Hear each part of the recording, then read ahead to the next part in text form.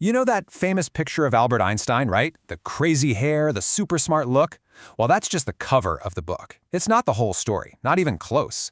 So today, we're going to pull back the curtain and meet the real person, the rebel, the dreamer, and the human being behind the legend. So let's start with a big question. What does it actually mean to be a genius? Is it just about being incredibly smart and making huge discoveries, or is there something more to it? We're going to dig into the life of one of history's greatest minds and see what we can find out. I mean, for most of us, when you think genius, you probably think Einstein. The names are basically interchangeable at this point. But here's the twist. His life wasn't some straight line to success, and believe it or not, the people around him didn't always see him as this brilliant guy. All right, so let's rewind. Let's go way back to the beginning. Because before he was the Einstein, he was just a young man who didn't really fit in. In fact, he was a total rebel. And this quote right here, it says it all. You know, great people don't just show up with a giant flashing sign above their heads that says, "I'm gonna be famous."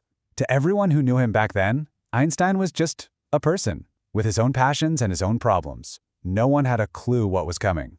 And you can totally see that rebellious streak right here. He was born in Germany, and he just could not stand his school. It was super strict, all about rules, and he hated it so much that he just left. After clashing with that whole system, he found his way to a university in Zurich. And that one move, it changed pretty much everything for him. Okay, so what happened after university? You'd think he'd land some fancy professor job, right? Nope, not at all. His biggest, most world-changing ideas, they came from a place you would never, ever expect. And just look at this contrast. It's kind of amazing. His official day job was technical expert at a patent office. Sounds a little dry, doesn't it? Just looking over other people's inventions. But in his head, in his spare time, he was secretly rewriting the rules of the entire universe. So what exactly was he cooking up in that desk drawer?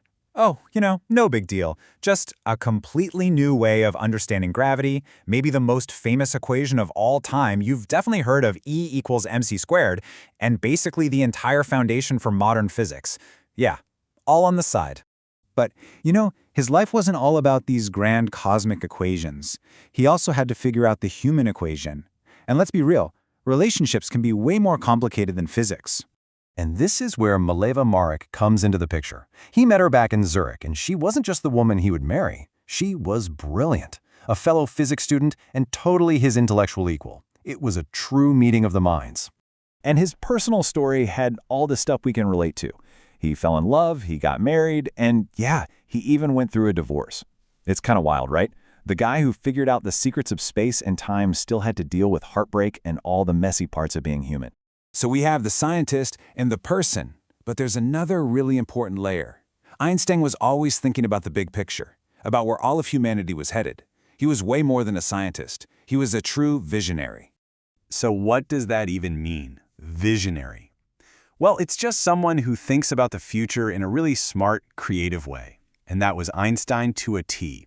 He saw the direction the world was going, and he felt like he had to speak out, to get involved.